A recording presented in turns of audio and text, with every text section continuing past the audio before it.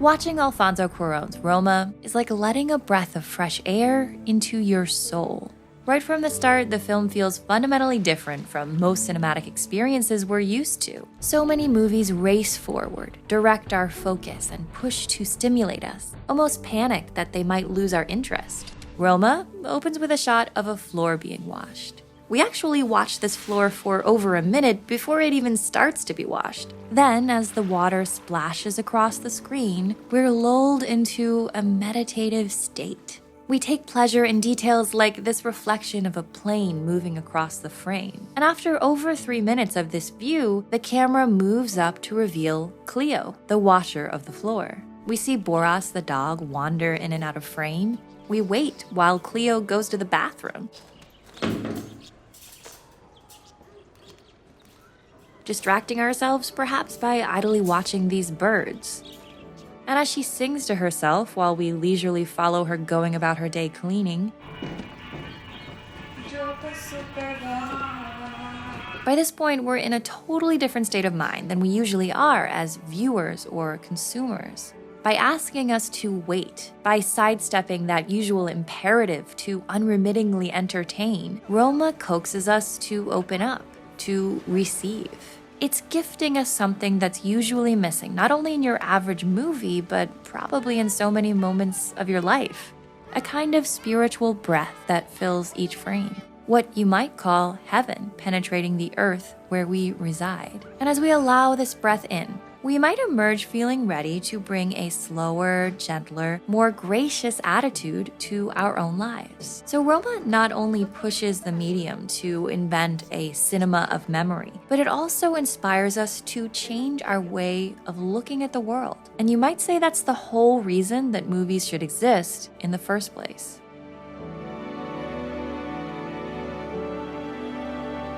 Before we go on, we want to tell you a little bit about this video's sponsor. Mubi is a curated film streaming service with a twist. You get 30 films per month, a new film every day. And these films are a hand-picked selection of influential movie gems from around the world. So go ahead and click the link in our description below to get a full month of Mubi for free.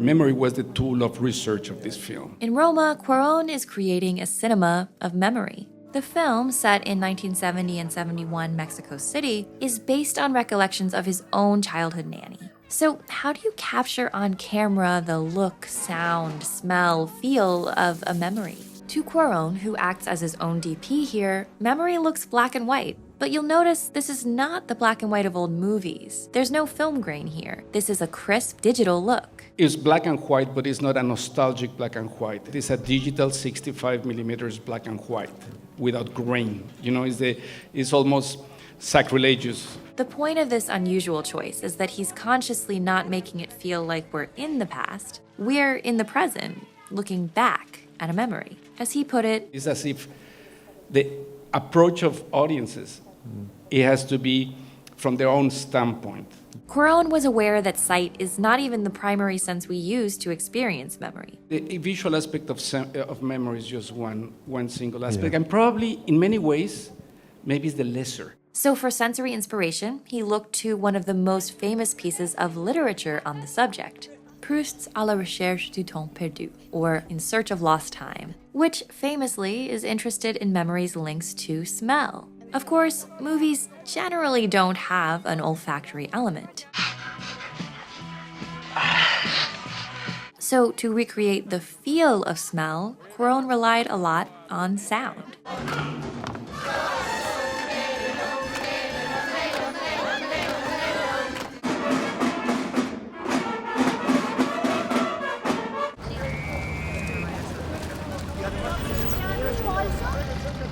Most cinematic forays into memory are highly personal and idiosyncratic. But even though this film is inspired by the personal memories of the director himself, my father left, the father of the child of the real-life Cleo also left. He emphasizes that he wants this to be an objective experience. I was clear that I wanted an objective experience. So what does that mean exactly, especially in terms of what's on the screen? Well, for one thing, this is a movie of wide shots. We're not tied to Cleo's limited point of view. Compare this to another semi-autobiographical film. For example, Truffaut's 400 Blows. In this film, we're far more attached to the perspective of little Antoine Doinel. His childhood is entirely wonderful for us to experience, but it's his childhood, ultimately a stand-in for Truffaut's, not necessarily mine or yours. Here, we're always seeing Cleo and her environment. It was this whole thing of not giving more weight to character to the environment. It's like, and I believe that one thing is always informing the other. For me, memories also work like that. They are so colored by all of that other universe around you. Cuarón is presenting us with a wide view of a world so we can have our own individual experience within that as we latch onto what feels personal to us. There's so much going on in every frame that we get to control what we're focusing on. Another way he achieves this objective memory world is that the story doesn't solely come from Cuarón's own memories. It was gathering from my memory and my endless conversations with Libo, who's the real person whose character of Cleo is based upon.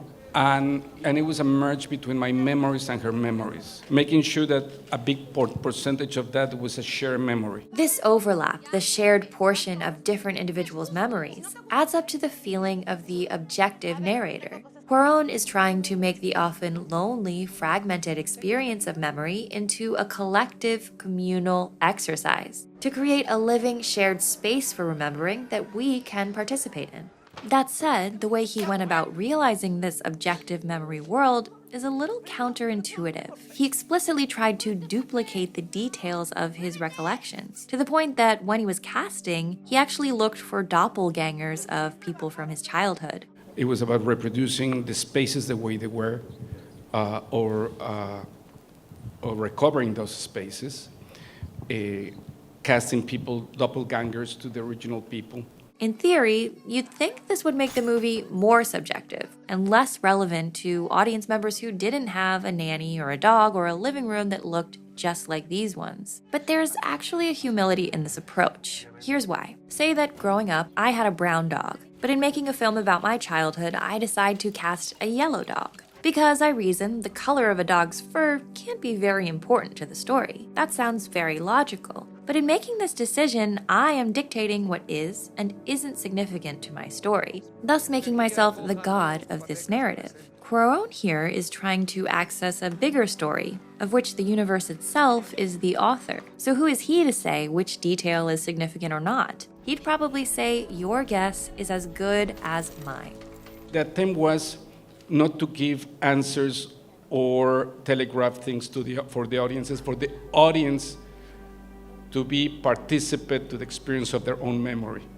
And likewise, we don't have to get what everything means in this film, because things don't necessarily mean one thing in particular. This moment of Boras, the dog, jumping up, these birds in cages outside while we're waiting for Cleo to pee, this giant crab above the kids' heads as they eat ice cream. Maybe these details don't mean anything, or maybe they do. But there's no correct answer, because that correct answer would come from the author as the ultimate authority on his work, which is a status that Cuarón rejects for himself. I hope that the film is not telegraphing or trying to make a statement. It's like life. Life, you said fresco, is like like a huge mural in which we choose our own experience.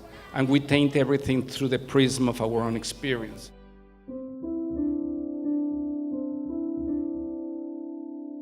A lot of films claim that they're showing you real life, but Roma really achieves this feel. How does it do that? In his filmmaking choices, Cuarón puts forward a technique of real time and real space. As we've seen, the very first scene cultivates patience in us, as it establishes a sense of real time. It takes its time. She even goes to the bathroom and we just wait for her there. You know, it's just that sense of existence, of things that flow in time. And as the film goes on, Roma still doesn't just cut to the interesting action. We have to wait for it. After Cleo tells Fermin that she's pregnant with his baby, we might suspect that he's ditched her. But we have to wait until the time passes to find out, just as we'd have to in real life. So we sit there with Cleo watching the end of this French war movie without any cuts. This real-time technique almost makes us wonder if Cleo's name could be a reference to Agnes Varda's influential French New Wave film, Cleo from 5 to 7, which also experiments with real time, following a woman between the hours of 5 and 7 as she waits for news of a cancer diagnosis. In Roma's real-time scenes, because we're unable to divert our attention or cut away, we feel present.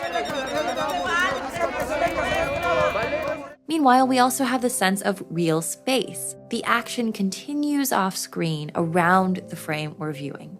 Roma is full of beautiful sideways panning and tracking shots. As the camera drifts or glides along traversing this world, we're aware of what's off-screen, just beyond the frame.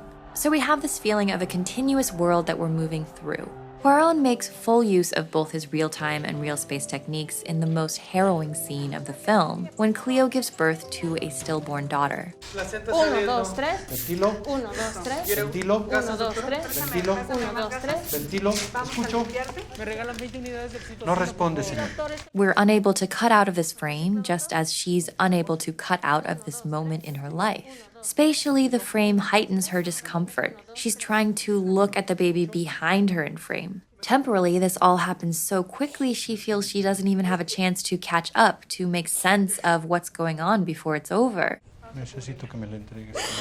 Despídete de ella. Through real-time and real space techniques, Cuarón includes us in Cleo's inescapable claustrophobia, confusion, and trauma. The way we feel the space continuing off-screen might remind us of André Bazin's theory of mise-en-scène filmmaking, a style that often uses long takes, deep focus, and extensive camera choreography to create the feeling that the world exists beyond the frame. But the most iconic examples of mise-en-scène films feel choreographed, plotted out, staged. In Roma, the sense of continuous space is complemented by spontaneity, haphazardness, as if the camera is truly moving through a real world. So we'd term Cuarón's technique here something different. Maybe we call it real space, real-time filmmaking. Randomness plays an important aesthetic role within each frame. Every image we see is full of movement, light, sound, air, chaos. These wide shots rely on uncontrolled dynamic elements to make the frame feel alive. In the production process, Cuarón also embraced chaos. He cast a non-actor in his lead role and handed each of the actors only their own dialogue at the start of each day. The director didn't give us any screenplay, and this is how I tried to go through this, like living it like my own life. For Yalitza, she thought that was the normal process of making a film, because she had never done a film. There's even a kind of documentary feel to what he's doing. He's looking at how time and space interact with character. Times and space obviously limit us. You know, it limits what we are, but at the same time creates this amazing experiment. That is your individual experiment, but it's also the social experiment that is all around. Randomness is likewise important thematically in the film. Life is something that is transient. There are elements that we cannot control, that are completely out of our control. So by not trying to send an explicit message, not using only trained actors, not over-choreographing the frame, not over-preparing, Cuarón is allowing that breath, that mystery, that heaven to enter into his film.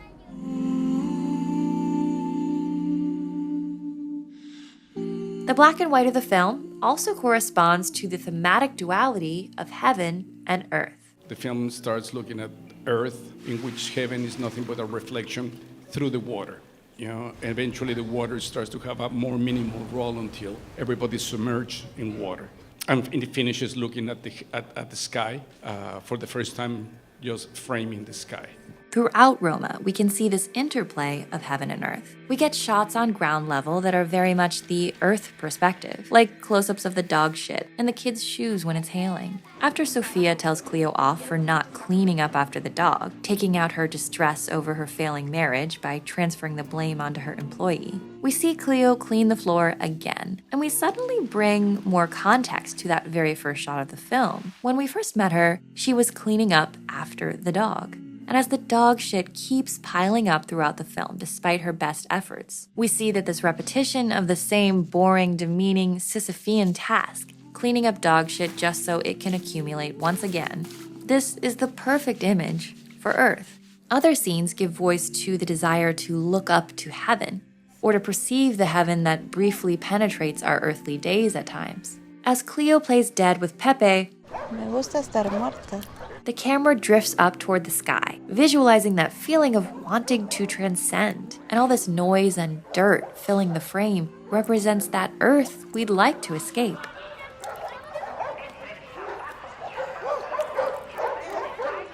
In the climactic ocean scene, another example of real-time, real space, one-shot virtuosity, the transcendental light gives the sense of heaven meeting the Earth. As Cuarón has said, the water from the initial shot's puddle has now come up to the point where the characters are submerged. So the water here represents the hardships and tests we face on this Earth. This image with the light from above, the tumultuous waves below, and the human being trapped in between underwater captures our human trials and perils, our vulnerability. There are a lot of elements. And actually, through the film, we try to honor the, fire, wind, water, and earth. Grace is extended from the heavens. Cleo is able to save the children, even though she can't swim. She emerges somehow cleansed by this water with a sense of peace. She may have lost the baby, but she's saved these kids. So that frees her to admit her true mixed feelings about her loss. And as Cleo huddles together with Sofia and the kids, this image speaks to us about the solace of human connection. Existence is nothing but a shared experience of loneliness. We're like all these little astronauts that the only thing that keeps us going is that human connection. These moments and relationships of love are, in the end, the one truest expression of heaven on earth. Our relationships of affection, those are the ones that we can control. And it's the only thing that we can control and flow through.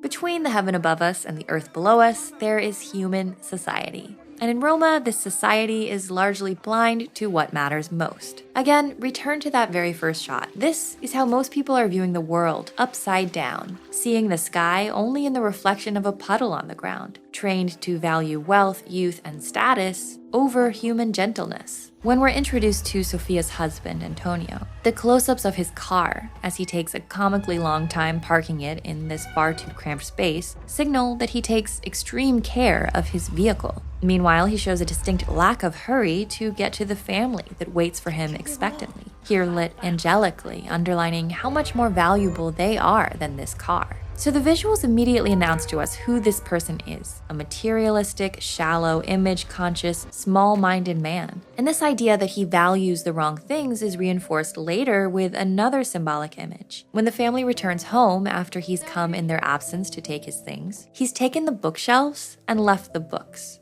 A mí me gusta más así. Está horrible.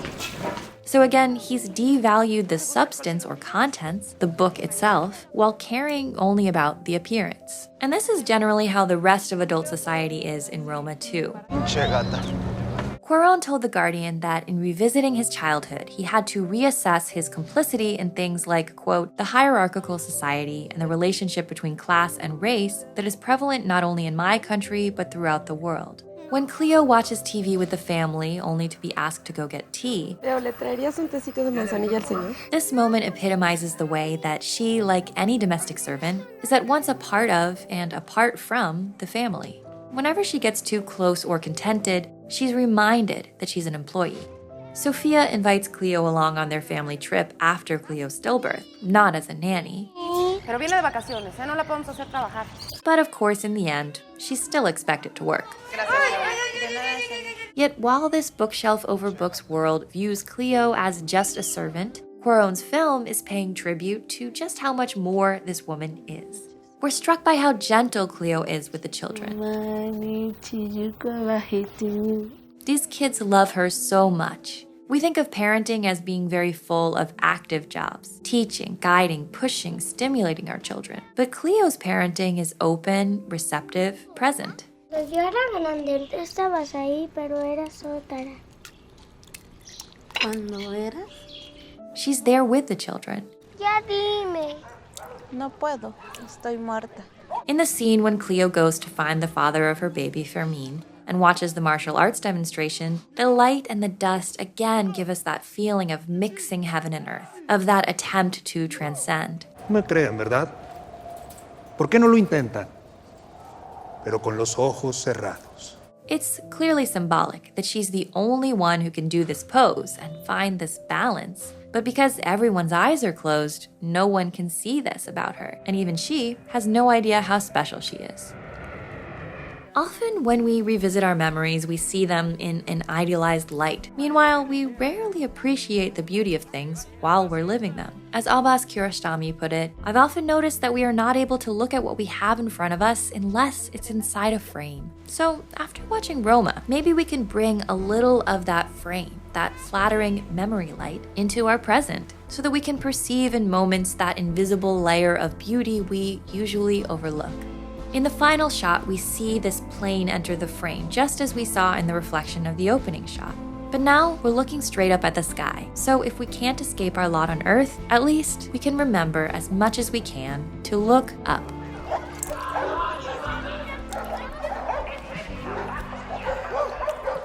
Hi guys, this is Susanna. I'm really happy to be talking about Mubi today because I've actually been a subscriber for years. I love this streaming service. Mubi is a treasure trove of films that you won't discover anywhere else. They curate exceptional movies from around the globe, and every day a new film is added and the oldest is taken away. So in this world where it's very easy to spend hours debating what you should watch and feel overwhelmed by all the choice, Mubi is like having a really cool friend with amazing taste in movies, making it so much easier for you. They feature hard-to-come-by masterpieces, indie festival darlings, influential art house and foreign films, lesser-known films by your favorite famous directors, and more. Plus, you can even download the films to watch offline, and there are no ads ever. Right now on Mubi, you can check out the Berlinale Takeover series, showcasing films that premiered at the Berlin International Film Festival in recent years. One of the selections is Queen of Earth, starring Mad Men's Elizabeth Moss. It's a psychological drama about two friends who spend a week together at a lakeside cabin while one of them may be losing her sanity. Point is, I can't recommend it highly enough. You can try it out right now for free for a whole month. Just click the link in the description below.